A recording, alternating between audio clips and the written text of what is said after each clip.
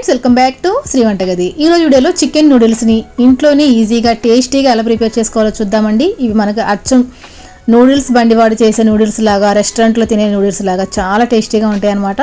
ఇవి చాలా హెల్త్కి చాలా మంచిదండి, ఎందుకంటే ఇవి గోధుమ పిండితో తయారు చేసిన ప్రగాటి నూడిల్స్ అన్నమాట. వీటి గురించి వీడియోలోకి వెళ్ళి చూసేద్దాం పదండి.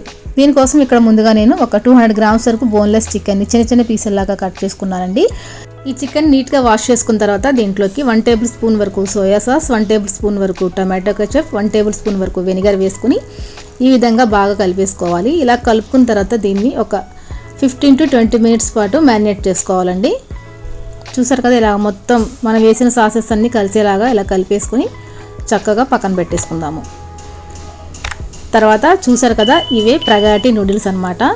పాస్తాలిషియస్ అని ఉంటుంది దీని పేరు మీద. వీటిని స్పగాటి నూడిల్స్ అంటారు. ఇవి అచ్చంగా వీట్ ఫ్లోర్తో తయారు చేసిన నూడిల్స్ అన్నమాట. మనం పాస్తా తింటూ ఉంటాం కదా, సేమ్ దానిలాగానే ఇవి కూడా తయారవుతాయండి. దీంట్లో 0 కొలెస్ట్రాల్, నో ట్రాన్స్ ఫ్యాట్, అంటే ఫ్యాట్ అనేది తయారవుతుంది అనమాట. సోర్సెస్ ఆఫ్ ప్రోటీన్, దీంట్లో ప్రోటీన్ ఎక్కువగా ఉంటుంది. ఇది ఎలాంటి ఫ్లేవర్ లేకుండా ఉంటుందండి. చక్కగా మనం ఇంట్లో ఉండే మసాలాలతోటి చక్కగా నూడిల్స్ చేసుకోవచ్చు అనమాట. ఈ ప్రగాటి నూడిల్స్ మనకి ఆన్లైన్లో అవైలబుల్గా ఉన్నాయి. ఈ ప్యాకెట్ వచ్చేసి 500 గ్రామ్స్ ప్యాకెట్ అనమాట అండి. దీని లింక్ నేను డిస్క్రిప్షన్లో ఇస్తాను, ఎవరికైనా ఇంట్రెస్ట్ ఉంటే కనుక ఈరోజు ఆర్డర్ చేసుకోండి. చూసారు కదా, ప్యాకెట్ ఓపెన్ చేస్తే కనుక ఇలా ఉంటాయి ఈ నూడిల్స్. ఈ ప్యాకెట్ మనకి 4 to 5 మెంబర్స్ వరకు వస్తుందండి. 500 గ్రామ్స్. ఇక్కడ నేను 3 మెంబర్స్కి చేస్తున్నాను కాబట్టి దీంట్లో సగం అంటే 250 గ్రామ్స్ చేస్తున్నాను అనమాట. తర్వాత ఒక పెద్ద గిన్నె తీసుకుని వాటర్ వేసుకోవాలండి దాంట్లోకి. తర్వాత 1 టేబుల్ స్పూన్ వరకు సాల్ట్, 1 టేబుల్ స్పూన్ వరకు ఆయిల్ వేసుకుని నీళ్ళని బాగా మరగనివ్వాలి. ఇలా మరిగిన తర్వాత ఈ స్పగాటిని వేసుకొని కుక్ చేసుకోవాలి. చూసారు కదా, ఇలా వేసేస్తే కనుక మనకి ఇవి ఒక పక్క సాఫ్ట్ అయిన తర్వాత ఆటోమేటిక్గా ఇవి ఇలా వాటర్లోకి వెళ్ళిపోతాయి అన్నమాట.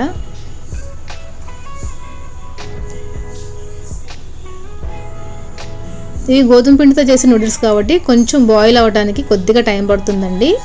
ఇవి పూర్తిగా కుక్ అయ్యే వరకు మనం కుక్ చేసుకోవాలన్నమాట.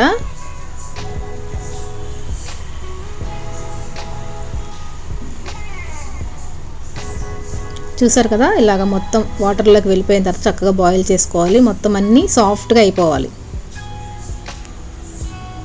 చూసారు కదా, ఇలా సాఫ్ట్ అయిపోవాలి. ఇలా ఉడికించుకున్న తర్వాత వీటిని మనం వెంటనే ఇలా హోల్స్ ఉన్న ఒక గిన్నెలోకి వేసేసుకొని తర్వాత పైనుంచి చల్లటి వాటర్ పోసేసుకోవాలి. ఇలా చేయటం వల్ల మనకి ఇవి పొడి పొడిగా వస్తాయండి. చూసారు కదా, ఇలాగ మనకి నూడిల్స్ అనేవి రెడీ అయిపోయాయి అన్నమాట. వీటిని ఇప్పుడు పక్కన పెట్టేసుకుందాం.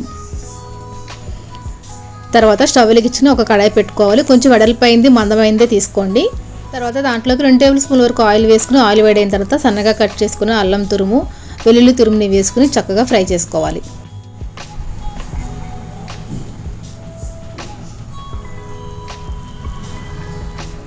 నెక్స్ట్ ఇప్పుడు దీంట్లోకి మ్యారినేట్ చేసి పెట్టుకున్న చికెన్ వేసుకోవాలి. చికెన్ వేసుకున్న తర్వాత స్టవ్ని హై ఫ్లేమ్లో పెట్టుకుని 1 నిమిషం పాటు ఫ్రై చేసుకోవాలి.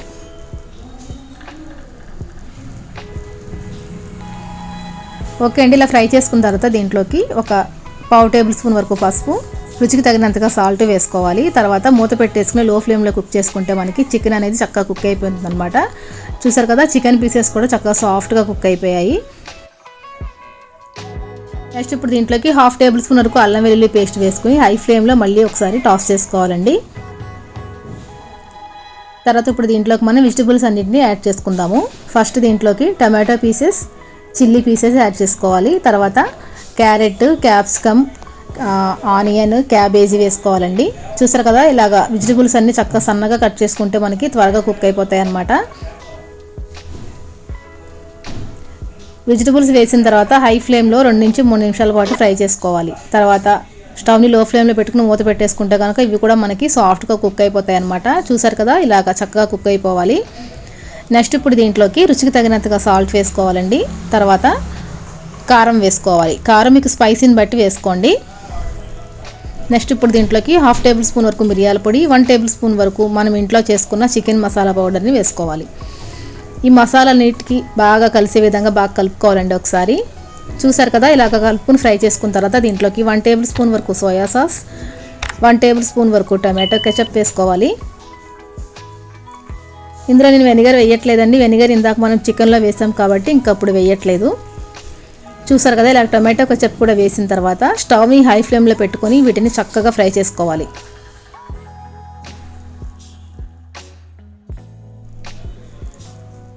నూడిల్స్కి ఎప్పుడైనా కానీ హై ఫ్లేమ్లో పెట్టుకుని ఫ్రై చేస్తేనే మనకి ఆ ఫ్లేవర్ అనేది బాగుంటుంది అనమాట. చూసారు కదా, ఇలాగ ఫ్రై చేసుకున్న తర్వాత దీంట్లోకి మనం రెడీ చేసి పెట్టుకున్నటువంటి నూడిల్స్ని యాడ్ చేసుకోవాలి. ఈ నూడిల్స్ వేసాక స్టవ్ని ఒక్కసారి సిమ్లో పెట్టేసుకున్న మొత్తం బాగా కలిసే విధంగా బాగా ఇలా కలుపుకోవాలండి. కింద నుంచి మీద వరకు ఇలా కలుపుకోవాలన్నమాట. మీకు ఒక గెరిటతో కలుపుకోవడం ఇబ్బందిగా అనిపిస్తే 2 గెరిటలను యూజ్ చేసి కలుపుకోండి.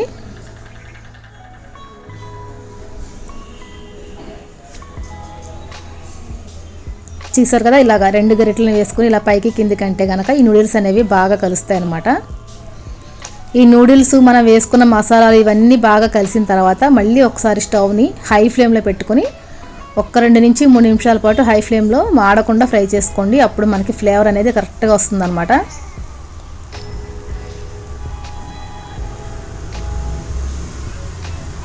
చూసారు కదా, చక్కగా కలిసిపోయాయి మొత్తం వెజిటబుల్స్, మనం వేసిన సాసెస్ అన్నీ బాగా కలిసాయి నూడిల్స్లోకి.